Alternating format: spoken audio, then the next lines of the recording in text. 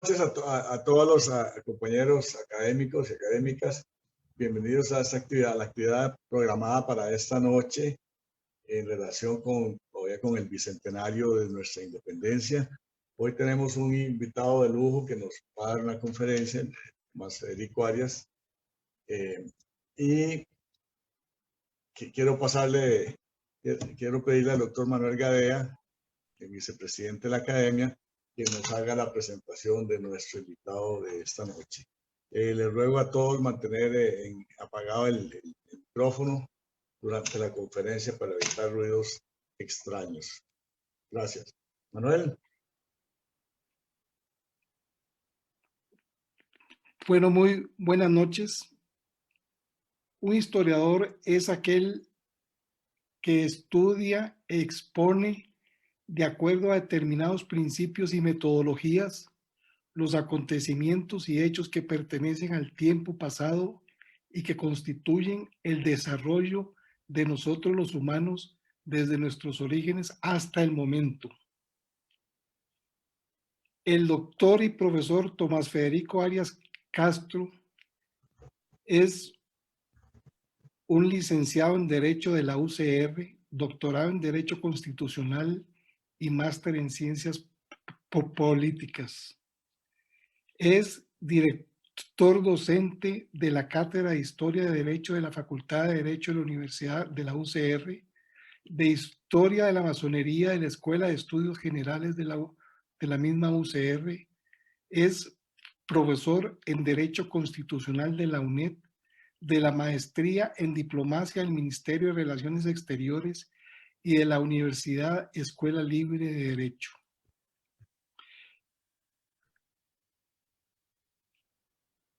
Dentro de sus cargos administrativos, el doctor Tomás Federico Arias Castro es el presidente de la Editorial Costa Rica en representación de la UCR, es el presidente de la Academia Costarricense de Ciencias Genealógicas e integrante de la Comisión Nacional de Conmemoraciones Históricas y es panelista del cuarto Simposio Internacional de la Historia de la Masonería. Es académico de número de la Academia Morista Costarricense, miembro de la Comisión de Historia y de la Junta Administradora del Colegio de Abogados, integrante de la Asociación Genealógica e Historia Costa Rica, y es integrante de la Asociación La Tertulia del 56 sobre la historia de la campaña nacional contra los filibusteros. Además, el doctor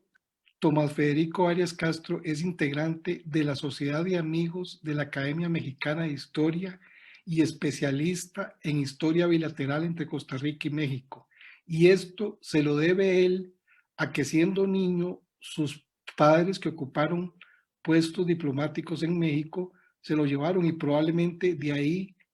nació su amor por México, su amor por la cultura mexicana y sobre todo por esa historia riquísima de México. Cuando nosotros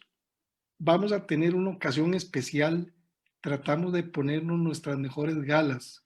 Y qué mejor gala que tener hoy la participación en nuestra conferencia del bicentenario del doctor Tomás Federico Arias. Vamos a darle la palabra a él para que nos deleite con toda su sapienza, sin antes recomendarles a aquellos que tengan interés y tengan cierto grado de necesidad de saber acerca de la masonería en Costa Rica, que lean el libro del doctor Tomás Federico Arias Castro en relación a ello. Es un libro lindísimo de leer, es un libro exquisito. Sin más, le dejo la palabra a él. Doctor Gadea, muchas gracias por su gentil y amable presentación de mi persona. señoras y señores que tienen la ocasión tan grata para el suscrito de acompañarnos en esta ocasión y muy especialmente a las personas que también nos están acompañando por Facebook Live. Tengan todos y todas muy buenas noches. Quisiera, antes de iniciar mi disertación, agradecer de una manera muy sincera al doctor Rafael Jiménez, colega del grupo La Tertulia del 56, quien fue el enlace para que pudiéramos establecer esta valiosa relación con Acanamed para poder estar en esta ocasión en la que se está haciendo este acto conmemorativo del bicentenario de nuestra independencia, y agradecer en la persona del doctor Aristides Baltodano a todos los distinguidos integrantes de esta Academia Nacional de Medicina por habernos permitido estar en esta ocasión con ustedes. Resulta cierto e ineludible el hecho de que la historia, palabra griega que viene del lenguaje ateniense antiguo oisotoria, con el cual los individuos de aquella época se referían a las relaciones del pasado, que no existe ningún acontecimiento humano, ningún hecho social y ninguna circunstancia que pertenezca a la humanidad que nazca ni por generación espontánea, ni por un hecho fortuito, ni que sea una casualidad. Lo cierto es que los hechos humanos y los hechos sociales se explican, se sustentan y se caracterizan por ser el resultado de hechos precedentes. Y ese paradigma intelectivo es, señoras y señores, el que precisamente nosotros vamos a analizar y a exponer hoy con todas y con todos ustedes, y que precisamente hemos decidido titular con esta idea de los antecedentes jurídicos, políticos e históricos del proceso de independencia, puesto que resulta necesario comprender toda esa concatenación de factores previos que se dieron en 3 siglos para luego entender cómo esa coyuntura arrancaría a partir de 1821. Es por eso que, con su permiso, nos vamos a ir precisamente a la raíz más primigenia, a la raíz más antigua de todo este paradigma, y la cual arranca a finales precisamente de la Edad Antigua y el inicio de la Edad Media, lo que en historia se conmemora con la caída del Imperio Romano de Occidente en el 476 después de Cristo, cuando en historia hablamos del origen del medioevo o de la Edad Media. Esto lo decimos porque es ampliamente conocido que la época romana, sobre todo la del imperio, no tanto la de la heptarquía ni la de la república, sino la de época imperial, a partir del año 27 antes de Cristo, con la entronización de Octavio como primer César, resulta en una concentración absoluta y en un ejercicio omnímodo del poder. Esto hizo que entonces durante los próximos 5 siglos esta autoridad simplemente no tuviera críticas, no tuviera cuestionamientos, no tuviera ningún tipo de ataque. Y lo que va a suceder entonces, señoras y señores, a partir de la Edad Media, es lo que se conoce como el famoso péndulo histórico, porque resulta ser que a toda acción corresponde una reacción, y es precisamente con la caída del Imperio Romano cuando se atomiza, se disgrega toda esa autoridad en una serie de pequeños focos de poder. Y entonces, a raíz de esta división tan numerosa de la autoridad del poder, uno de los más grandes cientistas políticos de la historia, Hegel, va a escribir en uno de sus grandes libros sobre los orígenes de los estados, el hecho de que esta forma de gobierno, que es siguiente, repetimos, al Imperio Romano, él la califica con el nombre de poliarquía, precisamente porque toma la palabra griega polis, que ya había significado en la antigüedad muchos, y arché, que significa gobierno, y de esas polis, arché, uniremos esto en la palabra poliarquía y hablamos entonces de muchos gobiernos, muchas autoridades, muchos mandatos. Esto lo decimos porque, si bien es cierto, encontramos reyes y monarcas en la Edad Media, lo cierto es que su poder está totalmente relativizado. Tenían que lidiar con caballeros, tenían que lidiar con la nobleza, tenían que lidiar con los fueros, con los burgueses, con incluso los siervos de la gleba, con la clerecía y con los otros estados monárquicos. Y como ustedes me entenderán, aunque nominalmente existían casas reales, simplemente gobernaban en pequeñas circunscripciones y no en grandes extensiones. Repetimos, entonces, en una contraposición directa a lo que había sido la autoridad absoluta del Imperio Romano. Pues bien, señoras y señores, el péndulo de la historia se vuelve a ser presente. A partir del término de la Edad Media y el surgimiento de lo que en historia se conoce como la Edad Moderna, es decir, a partir de 1453 con la caída del Imperio Romano de Oriente, es decir, Constantinopla, vuelve a darse ese cambio, esa modificación absoluta del ejercicio del poder y volvemos a aquellas figuras omnímodas que en Roma se habían caracterizado. Esto lo decimos ¿por qué? Porque ya desde inicios del siglo XVI, esto me estoy refiriendo a los años 1500, por supuesto, uno de los más grandes ideólogos del poder político, Nicolás Maquiavelo, al haber escrito su archifamoso libro El Príncipe en 1513, habla de que las nuevas detentaciones del poder vuelven a unificarse en una sola mano, en una sola autoridad, en una sola persona, y él a estas formas, a estas novedosas formas de ejercicio de la autoridad, les va a llamar con la palabra genérica de estato, precisamente tomando esa condición, o sea, ese estatus que van a tener ahora de autoridad omnímoda, y a partir de este momento y del surgimiento de la palabra Estado en la Edad Moderna, surge lo que en historia conocemos como el Estado moderno, es decir, esa monarquía absoluta, esa monarquía omnímoda, esa monarquía irrestricta que no permite críticas, que no permite ningún tipo de rebelión, que no permite ningún tipo ni siquiera de comentarios sobre ese ejercicio del poder. Pues bueno, el único factor que termina, o discúlpese más bien, el factor que termina por consolidar esta circunstancia es cuando estos monarcas de la Edad Moderna toman la decisión de asumir una característica que ya había sido propia precisamente del Imperio Romano, y es el ejercicio de la superomnia. Esta era la característica que tenían precisamente los emperadores romanos para entonces tener una legitimidad ante los pobladores y ante los individuos del ejercicio del poder. Y de esa superomnia viene luego la transformación de la palabra soberanía, en la cual precisamente descansan entonces todos estos factores políticos jurídicos que hemos querido introducir simplemente de manera somera para poder entonces iniciar ahora sí el fondo de esta disertación. Resulta ser que es en medio de estas circunstancias, estamos hablando desde finales del siglo XVI y por supuesto cuando llega a su máxima expresión por antonomasia en el siglo XVII, cuando surge el primer gran antecedente filosófico, jurídico, político de esta disertación de la noche de hoy. En 1651, un filósofo inglés llamado Thomas Hobbes escribe una de las obras sobre el ejercicio político más famosos de la historia, cuyo nombre es ampliamente conocido como Leviatán. Toma ese nombre precisamente de esta entidad marina que se narra en los escritos bíblicos que tiene un poder absoluto en el mar, y él traslada esa idea de la autoridad total a este libro, y cosa curiosa, trata de darle un fundamento teórico, lo cual ya es muy pionero para la época, a ese ejercicio absoluto del poder. Claro que como ustedes me entenderán, inmediatamente todos los reyes y monarcas que se sientan absolutos van a identificarse con estas ideas de Hobbes. Y él establece entonces una o dos conceptos muy populares en aquel momento. Dice palabras de él: homo homini lupus.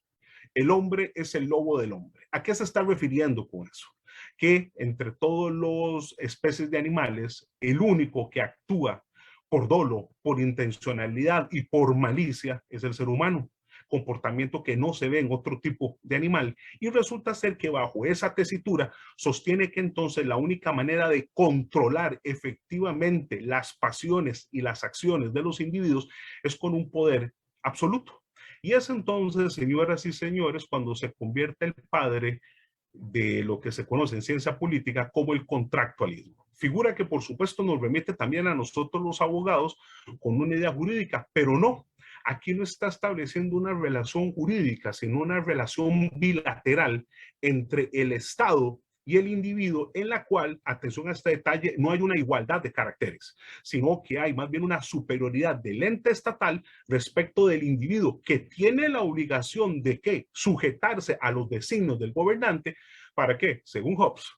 haya armonía en el ejercicio del gobierno. Como ustedes me comprenderán, vuelvo a repetirlo, esta era entonces la tesitura bajo la cual todas las dictaduras podrían establecerse hoy en día bajo esos términos, pero en aquel momento era lo que le daba sustento a las monarquías absolutas, y así fue a lo largo de todo el siglo XVII. Pues bueno, volvemos a los péndulos de la historia. Apenas en un lapso de 40 años, estas tesituras de Hobbes van a ser ampliamente refutadas en su misma patria. Resulta ser que en la Academia Nacional de Londres, en donde se reúne lo más graneado del pensamiento de los profesionales de diversas áreas inglesas, uno de ellos, y qué curioso, ahora que estamos con los distinguidos miembros de Acanamed, quien era precisamente médico y filósofo y matemático, tenía precisamente las tres circunstancias laborales, decide desvirtuar totalmente las tesis de Hobbes y poner un hasta aquí a esa manera tan sui generis, diríamos los abogados, de entender el ejercicio del poder. Esta persona, que es uno de los personajes de la filosofía inglesa más conocidos, con el nombre de John Locke, escribe dos libros que, bueno, siempre lo comento con mis estudiantes, son de lectura obligatoria para toda persona que se precie de querer conocer de los temas del ejercicio del poder y las libertades individuales. Lleva el nombre de Tratado del Gobierno Civil. Véase el nombre que está utilizando, Tratado del Gobierno Civil, porque ha empezado sin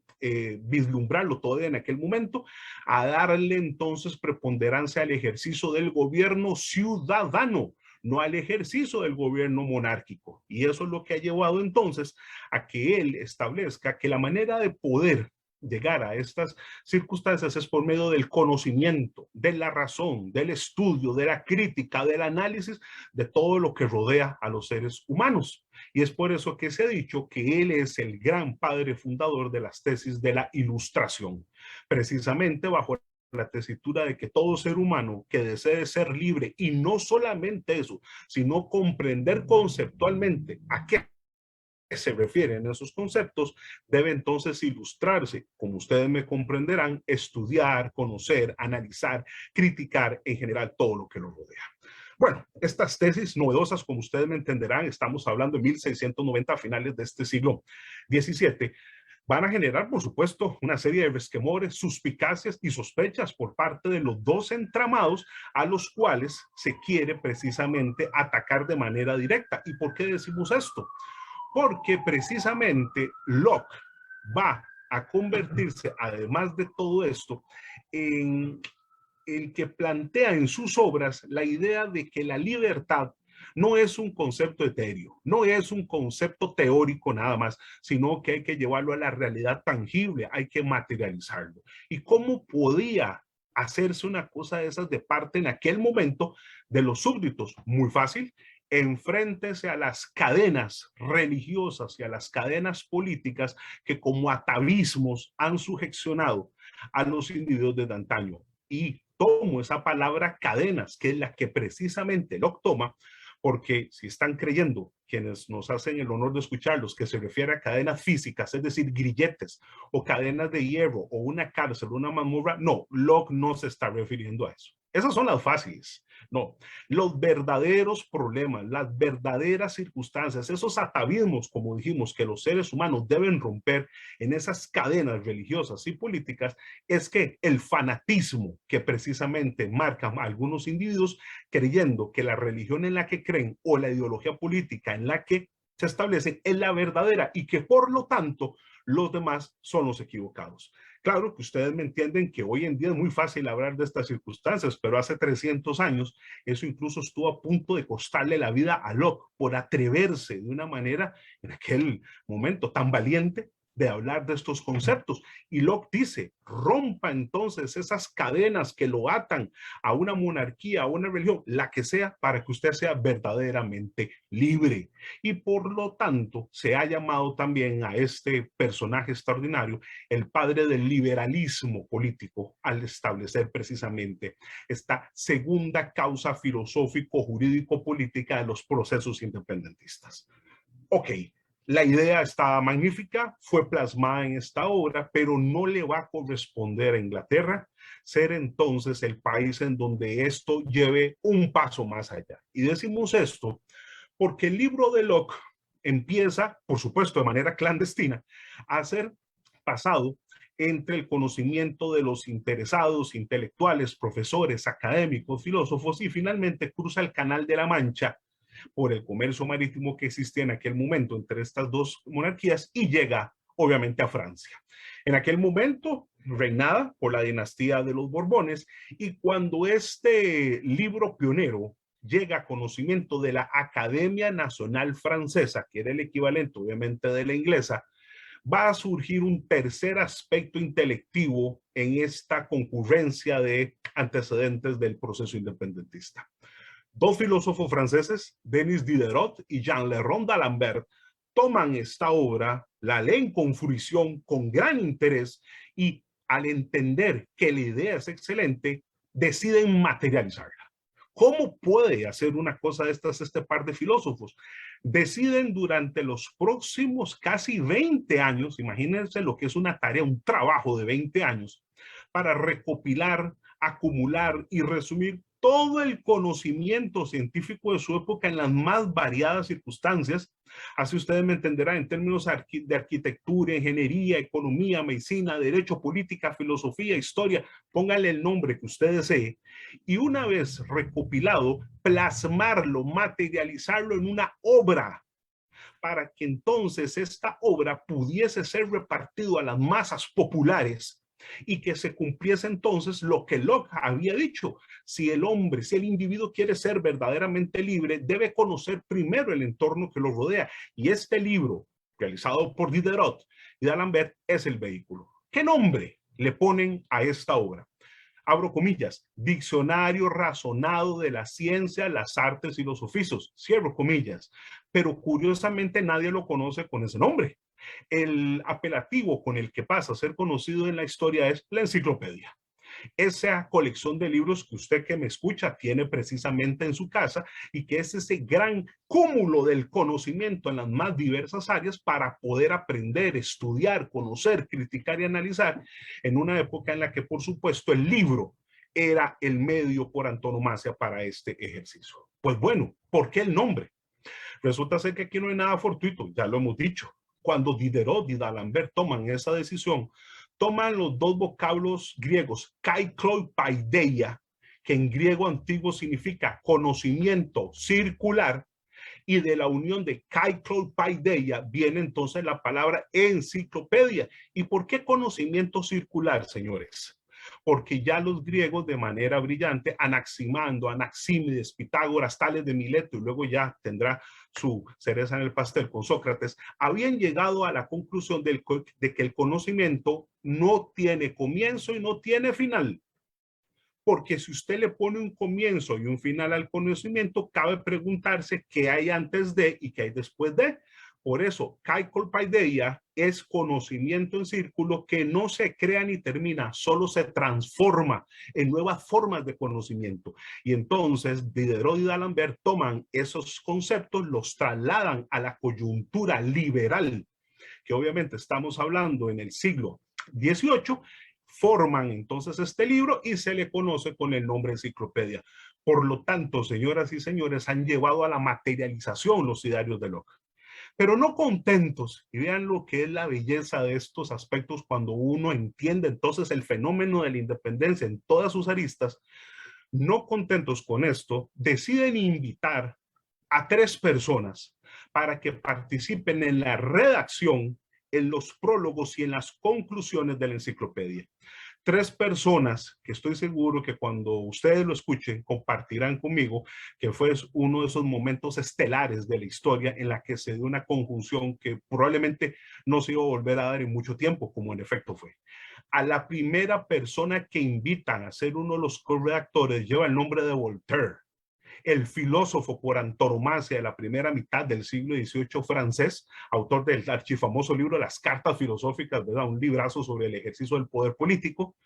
Luego invitan a que participe al barón de Montesquieu, quien es el autor en 1748 del libro que los abogados utilizamos por antonomasia, El espíritu de las leyes, en el cual, como es ampliamente sabido, se establecen los principios y las ideologías sobre la división de los poderes para no permitir esa concentración de la autoridad.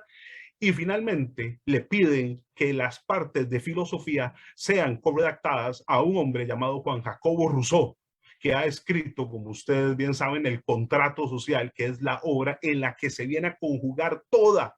esta concepción de conceptos liberales y enciclopedistas, y por lo tanto pregúntense las personas que tienen el honor de escucharnos para nosotros, de qué podía salir una obra en la que Voltaire, Montesquieu y Rousseau pusieran su firma y pusieran su talento. Por supuesto que la obra inmediatamente empezó a adquirir una enorme difusión, un enorme interés, pero cuidado, estamos hablando todo en una coyuntura en la que hablar de estos temas era sinónimo de condena, sinónimo de cárcel, sinónimo de represión y por supuesto eventualmente hasta un sinónimo de ejecución. Por lo tanto, otra vez de manera clandestina, todas estas ideas se hablan de boca en boca, con sigilo, pero como ustedes me entenderán, me robo una frase del famoso filósofo alemán Arthur Schopenhauer: no hay nada más fuerte que una idea cuando le llega el momento, y a estas ideas ya les había llegado el momento. Es así, señoras y señores, que con toda esta construcción filosófico, jurídico, histórica que nosotros hemos hecho, viene entonces la primera consecuencia material de todo esto. Pero curiosamente no le va a tocar a Europa ser la que atestigue estas circunstancias, sino que será al otro lado del Océano Atlántico. Digo esto porque precisamente en la segunda mitad del siglo XVIII, es decir, de 1750 para adelante, falta otro elemento que ya no es de naturaleza filosófico-política, sino de naturaleza jurídica, que va a venir a complementar a todo este paradigma para que explote todos los procesos independentistas. ¿Qué pasó? En 1758, el filósofo y jurista Emer de Vattel, muy poco conocido, pero para nosotros los abogados, uno de los más importantes ideólogos de los fenómenos jurídicos del siglo XVII, va a tomar, diría yo, y me permito agregarlo de manera brillante, un viejo concepto del derecho romano y lo va a traer a su presente. Digo esto porque en el libro que él escribe titulado Del derecho de las gentes y las leyes de la naturaleza, de ese año, 1758, toma la figura romana, repito, de las cons statuere. Repito, cons statuere, que en derecho romano significa lo que se hace para o lo que es hecho para. Y eran aquellas leyes que emitía el emperador para que tuviera, como decimos en términos jurídicos, efectos erga omnes, o sea, efectos vinculantes para todos, excepto para sí mismo, que era el único que podía modificar su propio criterio. Por lo tanto, los súbditos tenían la obligación irrestricta de aplicar y de cumplir con lo que estas cons statuere establecían. Pues, ¿qué hace Emer de Vattel, señores, señoras? Toma la figura, la traslada 1700 años en el tiempo, borra las partes absolutas, omnímodas y dictatoriales, le vacía los principios ilustrados, liberales e enciclopedistas, y producto de eso surge por primera vez en la historia la figura de una constitución. Es en este momento preciso de la historia en donde se va a crear por primera vez una norma que, teniendo los efectos erga omnes, es decir, que se deben cumplir con todos, pero agregándole los principios democráticos, ilustrados, enciclopedistas y liberales, vaya a ser entonces el marco, el eje transversal por el cual las nuevas formas de gobierno que se están estipulando puedan ser ejercidas. Pues bueno, con todas estas circunstancias, como repito, el tráfico comercial lleva estas ideas al otro lado del Atlántico y van a llegar a una tierra que había empezado a ser habitada desde principios del siglo XVII con dos pueblos, Plymouth y Jamestown, por una serie de colonos ingleses que, huyendo con motivo de las guerras religiosas en Inglaterra, deciden establecerse en 13 colonias al otro lado del Atlántico. Por supuesto que sé que todo el público sabe a qué me estoy refiriendo, y cuando estas nuevas ideas, nuevas tesituras llegan a partir de la segunda mitad del siglo XVII, es el caldo de cultivo perfecto. ¿Por qué? Porque en aquel momento los colonos de esas tierras, debido sobre todo a una serie de abusos, ruines y oprobiosos de la monarquía Hanover, precisamente contra ellos en materia de impuestos, estaban hartos de toda esa situación, de toda esa vejación constante y perenne que habían estado sufriendo, y ustedes entenderán que les cayó como del cielo esta nuevas ideas de romper los nexos políticos y monárquicos con estas formas autoritarias del poder.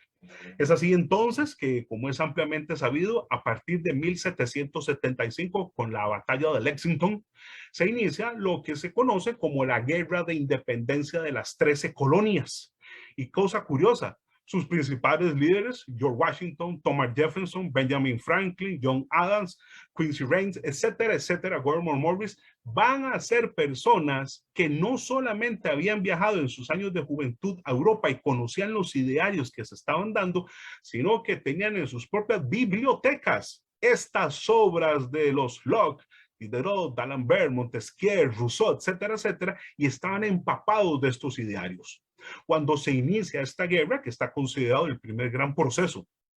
proautonomista de la historia de la humanidad, ¿cuáles son entonces los idearios que ustedes, estoy seguro, están coligiendo? Fueron el basamento esencial de todo esto: la Ilustración, el enciclopedismo y el liberalismo. Tanto es así que al término de esta guerra de independencia, cuando finalmente se firma en 1781 el armisticio entre Inglaterra y esta nueva nación, cosa curiosa, ¿cuál es el nombre que asumen? Como está ampliamente descrito en sus propias actas fundacionales. Se barajaron varios nombres propios hasta que llegaron a la conclusión de que si iban a llevar los principios de la igualdad en todas sus manifestaciones, incluida la política, no le podían poner un nombre propio, sino que le pusieron el nombre genérico de Estados Unidos. Toman el nombre de Estados de la idea de Maquiavelo, de la figura del Estado moderno, y la idea de unión y de igualdad como principio de los libros, sobre todo lo que hablaba Montesquieu y Locke en sus obras. Pues bueno, solo falta un elemento. Para 1787, estos individuos, tomando a conciencia directa que las ideas de Emer de Batel sobre las Constituere son el camino correcto, van a erigirse en el primer órgano constituyente de la historia de la humanidad y emiten, como es ampliamente sabido, la primera constitución, y se le agrega política porque es la que va a organizar a las formas de gobierno de la historia, y se convierte esta nación en la primera que tiene una naturaleza jurídico-constitucional que mantiene hasta nuestros días. Pues bueno, ya ahora sí, véanse que no estamos hablando solo de idearios, de tesituras, sino de materialización de hechos concretos, y eso es lo que lleva, señoras y señores, nuevamente a que el péndulo vuelva otra vez a darse. Las ideas se devuelven a Europa otra vez por el tráfico marítimo, y se empieza a conocer en ese continente que esa nación nueva llamada Estados Unidos lo logró, y se pusieron a pensar muchos de sus súbditos europeos: ¿cómo es posible que un grupo pobre en aquel momento y casi desarmado de colonos hayan logrado vencer a la monarquía inglesa, y nosotros con ejército, con armas, con pertrechos, con circunstancias muy distintas no lo podamos hacer? Pues ustedes me comprenderán que esto lleva al segundo gran efecto material de todos estos procesos independentistas, que va a iniciarse precisamente a partir de 1789, cuando la monarquía Borbón de Francia, regida por el rey Luis XVI y su reina austriaca María Antonieta, empiece a colapsar exactamente por las mismas razones y fundamentos que ustedes están escuchando. Los idearios de Locke, de Montesquieu, de Rousseau, pero sobre todo, señores, el haber conocido los franceses que del otro lado del Atlántico sí se había podido lograr, se convirtió en el aliciente para que entonces el Estado llano, para que ustedes me comprendan, la base social más pobre de Francia, empezara a exigirle a la nobleza, al clero y a la monarquía francesa un cambio, o sea, un respeto que nunca se le había dado. Para no entrar aquí en detalles, porque solo el tema de la Revolución Francesa sería para otra cosa, un gusto poder hablar solo una charla de ese tema, solo vamos a resumir diciendo que estos franceses se reúnen en una llamada Asamblea Nacional para exigirle al rey un cambio en el ejercicio político del poder. Luis XVI se opone, estos individuos deciden romper las negociaciones y se autotransforman en Asamblea Nacional Constituyente. ¿Por qué? porque quieren también tener su propia constitución, quieren tener su marco regulatorio, jurídico, político que les dé libertades. El rey se opone irremisiblemente y esto va a originar que a partir del 14 de julio de 1789, las hordas revolucionarias francesas tomen la Bastilla de San Antonio, que es la prisión más famosa en aquel momento de los franceses y que, por cierto, solamente se ingresaba por un delito, que por supuesto no era ninguno de los penales, el delito de pensar, el delito de criticar, el delito de oponerse al ejercicio mismo del poder. Cuando todo este movimiento revolucionario estalla, van a aparecer entonces las figuras de Robespierre, Danton, Marat, Condorcet, Saint-John, Hebert, Saint-Just, etcétera, etcétera, etcétera, y sobre todo el Marqués de Lafayette, que curiosamente había peleado en la guerra de independencia de los Estados Unidos y con todo ese bagaje viene a liderar a las hordas revolucionarias que finalmente provocan el colapso de la monarquía y la instauración de lo que en historia se conoce como la Comuna, ese gobierno tan famoso que se instala en París. Señoras y señores, hasta aquí muy bien el aspecto bélico, pero ¿cómo nos interesa esto para esta charla? Los revolucionarios franceses llevan la palabra, los hechos, las ideas a las palabras y las palabras a los hechos. Resulta ser que se conforma un órgano, como ya lo dijimos, constituyente, y a su interno se va a hacer la redacción de uno de los documentos más importantes, no de la historia de Francia, sino de la historia de la humanidad, que conocemos como Declaración de los Derechos del Hombre y el Ciudadano. Es en este momento en donde por primera vez se establece que la libertad y la igualdad son derechos, permítase en estos términos jurídicos, inalienables de los individuos, o sea, no prescriben, no tienen circunstancia de origen, no, simplemente son por antonomasia consustanciales a los individuos. Usted no, o como establecen los franceses, usted no los concede o los quita, simplemente los respeta. Y la idea de poder establecer entonces armonía se completa con la tercera de las garantías, que ya no es un derecho, porque los franceses establecen que debe haber una fraternidad entre los individuos, que no es otra cosa sino que el respeto entre los elementos societarios para que haya entonces esa posibilidad de vivir en paz. Tiene usted entonces el origen de la libertad y la igualdad como derechos y de la fraternidad como garantía consustancial a todos los ejercicios de los poderes democráticos. Ya conseguido esto, los franceses, como es conocido, emitirán entonces su constitución política, su primera en 1791. A esta seguirá, por eso les digo, es un tema para otras circunstancias, otra en 1793, otra en 1795, otra en 1799, hasta que finalmente la revolución termina. Y con esto el segundo de los grandes episodios independentistas de la historia de la humanidad, y damos inicio al tercero de ellos, que es consecuencia directa, cuando en ese año los franceses deciden darle el poder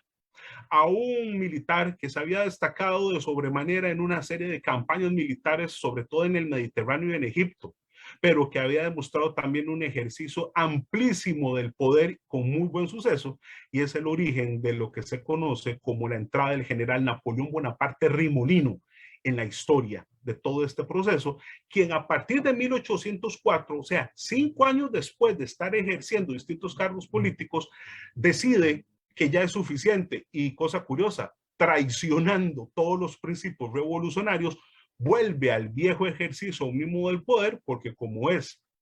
conocido, se instala el Imperio Napoleónico en 1804 y Napoleón, entendiendo según sus conceptos megalomaníacos de que Francia es un territorio muy pequeño para su ego, expande todas sus campañas militares hacia todos los flancos europeos en una temática que, como ustedes me comprenderán, también sería para otras circunstancias ya poderla desarrollar, pero que nos interesa una de ellas, porque a partir de 1808 va a invadir el país que está hacia el sur de la nación. Y que, como estoy seguro, todos saben perfectamente que me estoy refiriendo a la monarquía española. Y piensen por un momento, señoras y señores, en 1808, Napoleón está invadiendo España y yo preguntaría a todos ustedes, ¿España era importante en aquel momento en el ejercicio geopolítico de la humanidad? Hay que decirlo de otra manera, España era dueña de la mitad del planeta porque gobernaba no solamente la península, sino desde los estados de Washington y California en los actuales Estados Unidos hasta la Tierra del Fuego en Chile, es decir, era dueño de lo que en aquel momento se conocía con el nombre oficial de las Indias y que ustedes y yo conocemos actualmente con el nombre del continente americano. Por lo tanto, como digo siempre a mis alumnos, si España se resfría, perdón, disculpen, si España se enferma, las Indias o América se resfrían. Es decir, no hay consecuencia en la península que no vaya a tener incidencia directa en el continente. Claro, para el momento en que todos los virreinatos, capitanías, reinos, audiencias, gobernaciones, encomiendas, etcétera, etcétera, se dan cuenta en América de lo que está pasando con España, todo el mundo se pone de alerta. Hay que darle una respuesta a Napoleón contundente. ¿Y qué es lo que deciden los españoles asumir ante esa invasión francesa? Convocar a representantes de todos los territorios de la península y, por favor, a este detalle, de todos los territorios americanos desde Estados Unidos hasta Chile, para que concurran a España porque la defensa de la monarquía le corresponde a todos. ¿Cuál es entonces el factor que hay detrás de todo esto? Unir a todos estos individuos en una lucha contra los franceses.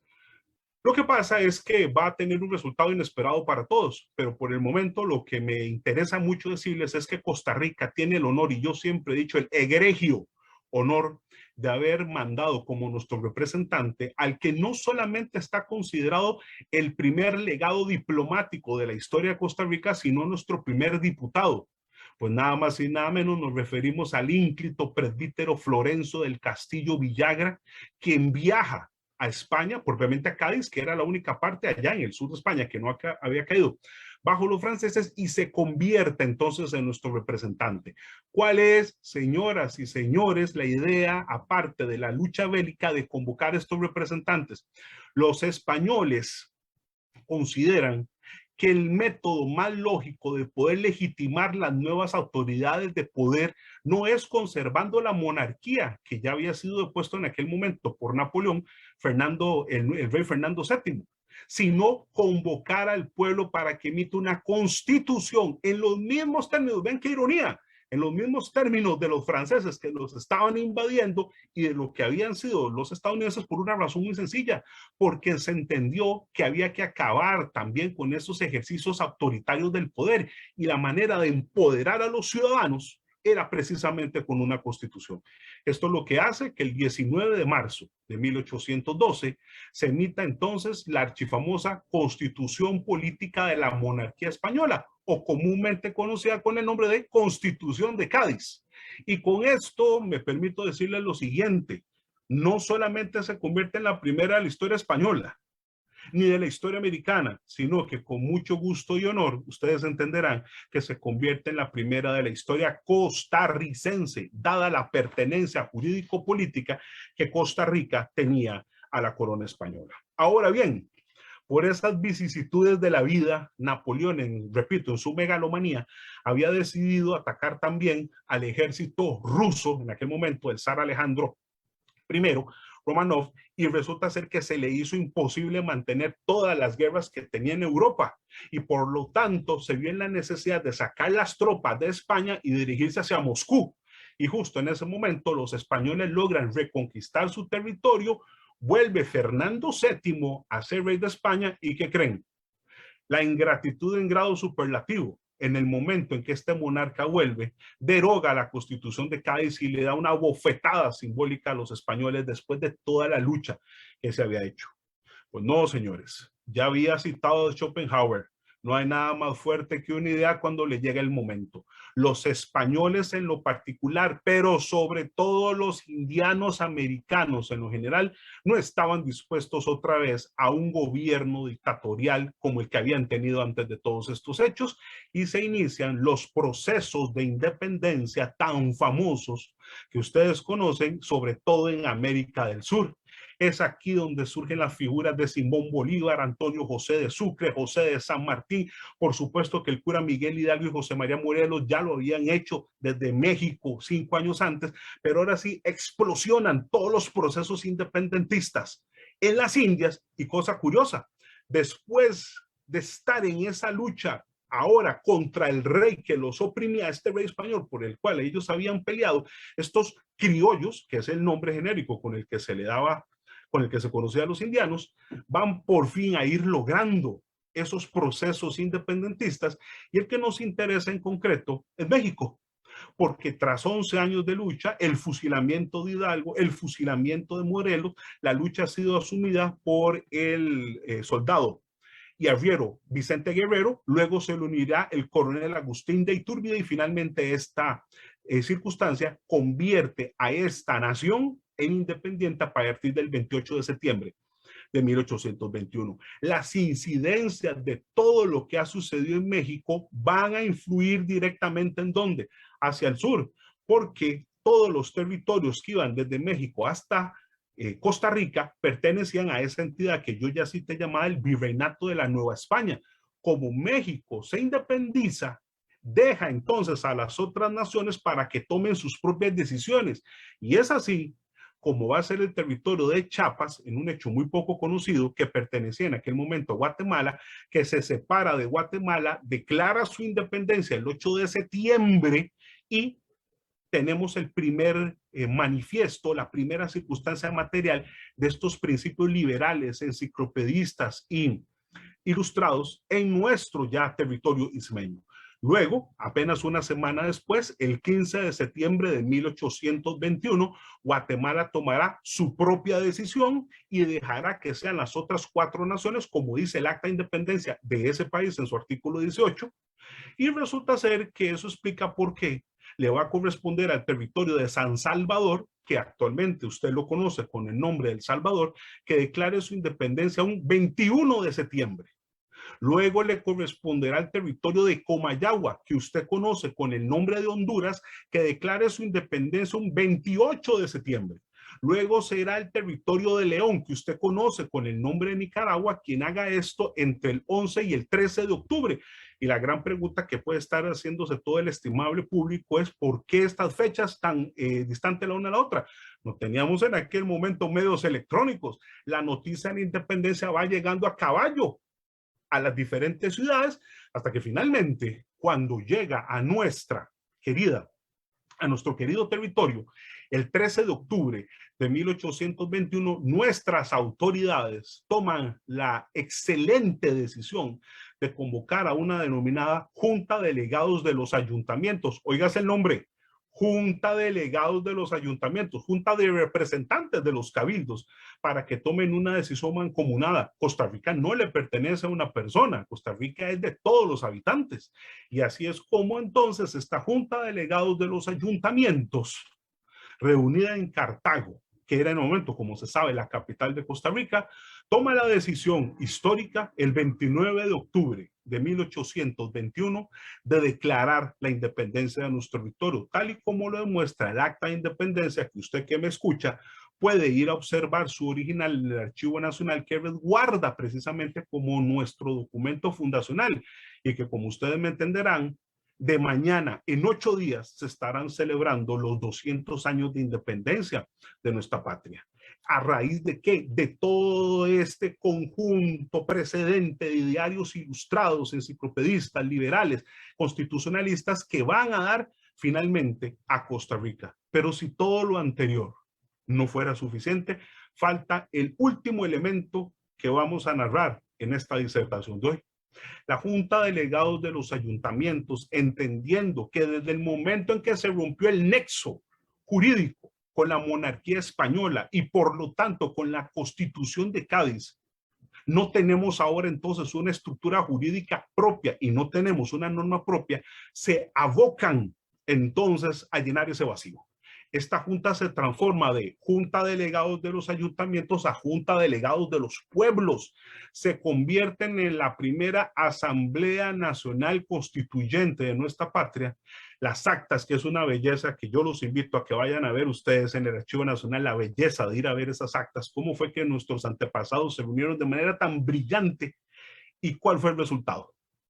El 1 de diciembre de 1821, señores y señoras que me escuchan, se reúnen, discuten, analizan y rubrican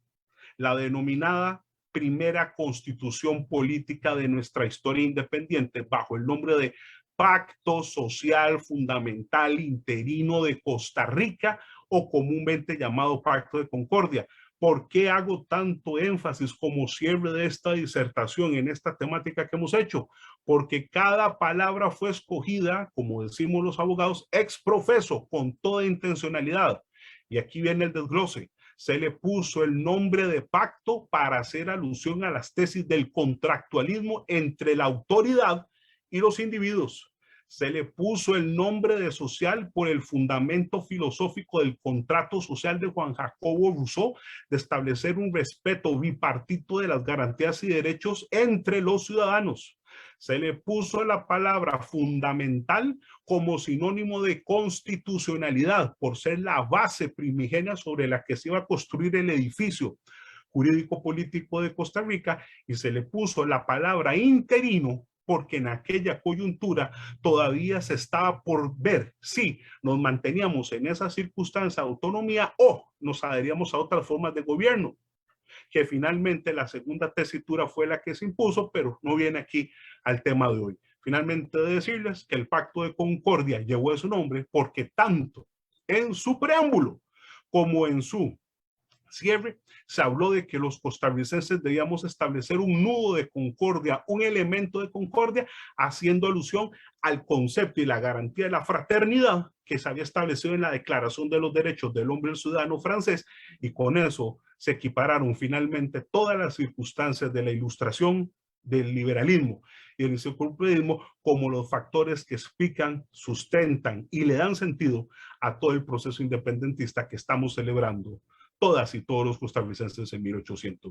desde 1821 y en este año 2021. Les agradezco enormemente la gentileza de su atención y espero pues que haya sido de su agrado esta exposición que hemos hecho aquí ante los miembros de Acanamet. Muchas gracias.